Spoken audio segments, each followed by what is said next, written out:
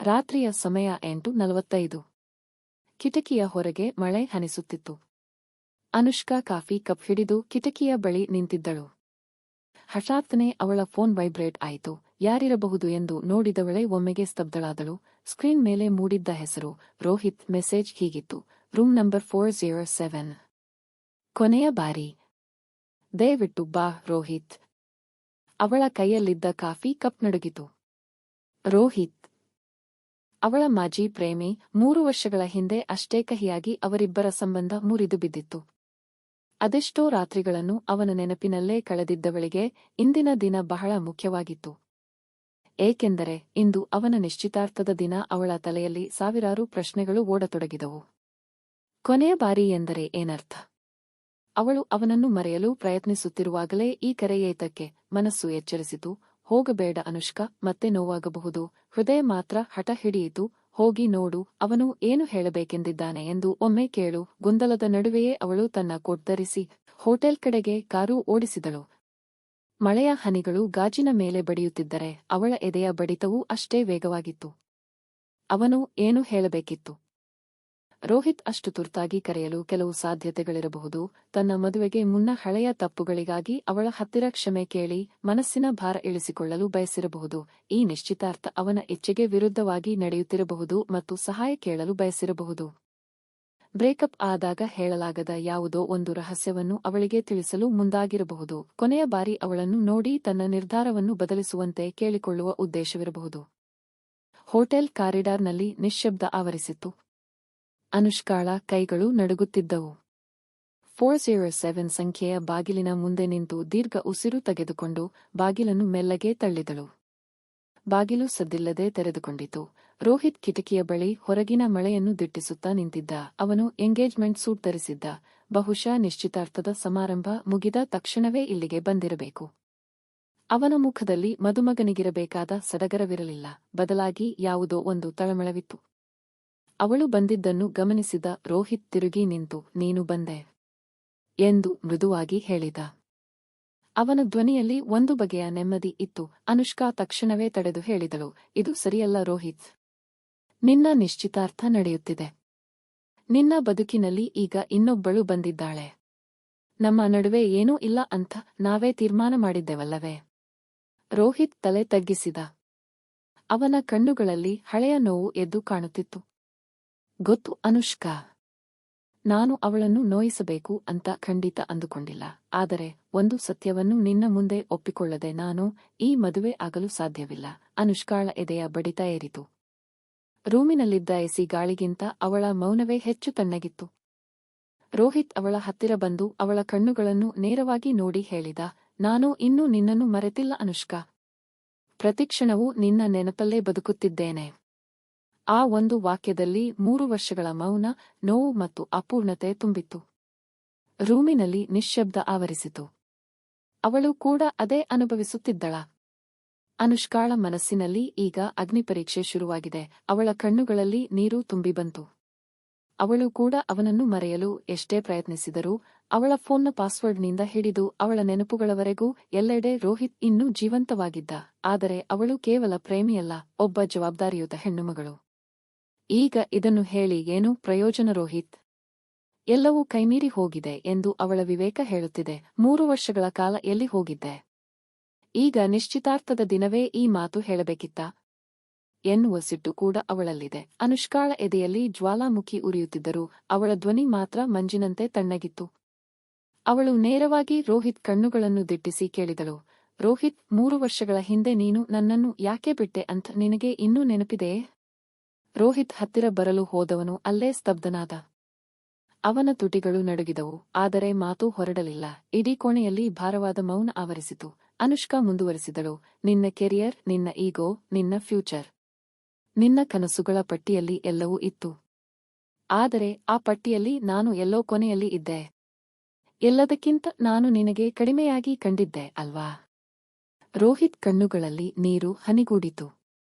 ಅವನ ಗಂಟಲು ಬಿಗಿದಂತಾಯಿತು. ಅನುಷ್ಕಾ, ಆಗ ನಾನು ಇಮ್ಯಾಚ್ಯೂರ್ ಆಗಿದ್ದೆ. ಬದುಕು ಅಂದ್ರೆ ಕೇವಲ ಸಾಧನೆ ಅಂದುಕೊಂಡಿದ್ದೆ. ಆದರೆ ಪ್ರೀತಿಯಿಲ್ಲದ ಸಾಧನೆ ಎಷ್ಟು ಶೂನ್ಯ ಅಂತ ಈಗ ಅರಿವಾಗಿದೆ. I am sorry. ಅವನು ಅವಳ ಕೈ ಹಿಡಿಯಲು ಕೈ ಚಾಚಿದ. ಆದರೆ ಅನುಷ್ಕಾ ಅತ್ಯಂತ ನಿಧಾನವಾಗಿ, ಅಷ್ಟೇ ದೃಢವಾಗಿ ಅವನ ಕೈಯನ್ನು ದೂರ ಸರಿಸಿದಳು. ಅವಳ ಕಣ್ಣುಗಳಲ್ಲಿ ದ್ವೇಷವಿರಲಿಲ್ಲ, ಆದರೆ ಒಂದು ವಿಚಿತ್ರವಾದ ಅಂತರವಿತ್ತು. ನೋಡು ರೋಹಿತ್, ನೀನು ನನ್ನನ್ನು ಪ್ರೀತಿಸಲಿಲ್ಲ ಅಂತ ಹೇಳಲ್ಲ. ಆದರೆ ನೀನು ಎಂದಿಗೂ ನನ್ನನ್ನು ಆಯ್ಕೆ ಮಾಡಲಿಲ್ಲ. ಸಂದರ್ಭಗಳು ಬಂದಾಗಲೆಲ್ಲ ನೀನು ನನ್ನನ್ನು ಬಿಟ್ಟುಕೊಡುವುದನ್ನೇ ಸುಲಭ ಎಂದುಕೊಂಡೆ. ರೂಮ್ನಲ್ಲಿ ಟೆನ್ಷನ್ ಗಾಢವಾಯಿತು.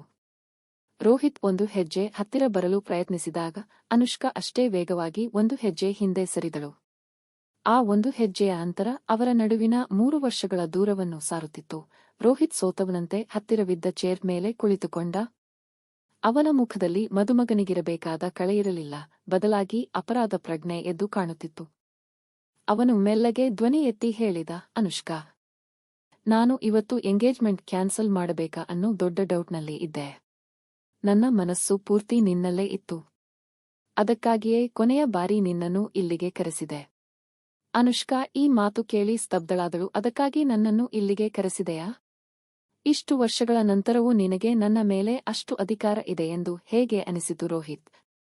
ಅವನು ಅವಳನ್ನು ನೋಡಿ, ನೀನು ಬಂದು ನನಗೆ ಒಂದು ಕ್ಲಾರಿಟಿ ಕೊಡ್ತೀಯ ಅಂತ ಅನಿಸಿತು. ನೀನು ಹೋಗಬೇಡ ಎಂದು ಒಂದು ಮಾತು ಹೇಳಿದ್ದರೆ ಸಾಕಿತ್ತು ಎಂದ. ಅವಳ ತುಟಿಗಳ ಮೇಲೆ ಒಂದು ನೋವಿನ ನಗು ಮೂಡಿತು. ಕ್ಲಾರಿಟಿ? ರೋಹಿತ್, ನಿನಗೆ ನಾನು ಈಗ ಕ್ಲಾರಿಟಿ ಕೊಡಲು ಸಾಧ್ಯವಿಲ್ಲ. ಕೊಡಬಹುದಾಗಿದ್ದರೆ ಅದು ಕೇವಲ ಕ್ಲೋಜರ್ ಮಾತ್ರ. ಅವಳು ಅವನ ಹತ್ತಿರ ಬಂದು ಅವನ ಕಣ್ಣಲ್ಲಿ ಕಣ್ಣಿಟ್ಟು ನೋಡಿದಳು. ಅವಳ ದನಿಯಲ್ಲಿ ಈಗ ಯಾವುದೇ ಕಂಪನವಿರಲಿಲ್ಲ. ನೋಡು ರೋಹಿತ್, ನೀನು ನನ್ನ ಕಹಿ ನೆನಪು. ಆದರೆ ಈಗ ನಿನ್ನನ್ನು ನಂಬಿ ನಿಂತಿರುವ ಆ ಹುಡುಗಿಯ ಭವಿಷ್ಯವನ್ನು ಹಾಳು ಮಾಡಲು ನಾನು ಬರಲಿಲ್ಲ. ಅವಳ ಜಾಗದಲ್ಲಿ ನಾನು ಇದ್ದಿದ್ದರೆ ನನಗೆ ಎಷ್ಟು ನೋವಾಗುತ್ತಿತ್ತು ಎಂದು ನನಗೆ ಗೊತ್ತು. ಆ ಕ್ಷಣ ಇಬ್ಬರ ಕಣ್ಣಲ್ಲೂ ಅದೇ ಹಳೆಯ ಪ್ರೀತಿಯ ಮಿಂಚು ಇತ್ತು. ಆದರೆ ಆ ಪ್ರೀತಿ ಅವರನ್ನು ಹತ್ತಿರ ತರಲು ಸಾಧ್ಯವಿರಲಿಲ್ಲ. ಅವರು ಅಲ್ಲಿಗೆ ಬಂದಿದ್ದು ಪ್ರೀತಿಯ ಹೊಸ ಆರಂಭಕ್ಕಲ್ಲ, ಬದಲಾಗಿ ಆ ಪ್ರೀತಿಗೆ ಗೌರವಯುತವಾದ ಅಂತ್ಯ ಹಾಡಲು. ಬೆಳಗಿನ ಜಾವ 6 ಗಂಟೆ. ಕಿಟಕಿಯ ಹೊರಗೆ ಮಳೆ ನಿಂತು ಮಂಜು ಕವಿದಿತ್ತು. ರೂಮ್ ನಂಬರ್ 407ರ ಒಳಗಿದ್ದ ರಾತ್ರಿಯ ಆ ತಳಮಳ ಈಗ ಒಂದು ನಿಗೂಢ ಮೌನಕ್ಕೆ ಶರಣಾಗಿತ್ತು. ರೋಹಿತ್ ಕನ್ನಡಿಯ ಮುಂದೆ ನಿಂತು ತನ್ನ ಟೈ ಸರಿಪಡಿಸಿಕೊಳ್ಳುತ್ತಿದ್ದ. ಅವನ ಮುಖದಲ್ಲಿ ರಾತ್ರಿಯಿಡೀ ನಿದ್ದೆ ಮಾಡದ ಆಯಾಸವಿತ್ತು, ಆದರೆ ಕಣ್ಣುಗಳಲ್ಲಿ ಒಂದು ಬಗೆಯ ಸ್ಪಷ್ಟತೆ ಮೂಡುತ್ತಿತ್ತು. ಅನುಷ್ಕಾ ಬಾಗಿಲಿನ ಬಳಿ ನಿಂತು ತನ್ನ ಬ್ಯಾಗ್ ಹೆಗಲಿಗೇರಿಸಿಕೊಂಡಳು. ಹೊರಡುವ ಮುನ್ನ ಅವಳು ದೃಢವಾಗಿ ಹೇಳಿದಳು, ಈಗಲಾದರೂ ಪ್ರಾಮಾಣಿಕತೆಯಿಂದ ಅವಳನ್ನು ಮದುವೆಯಾಗು ರೋಹಿತ್.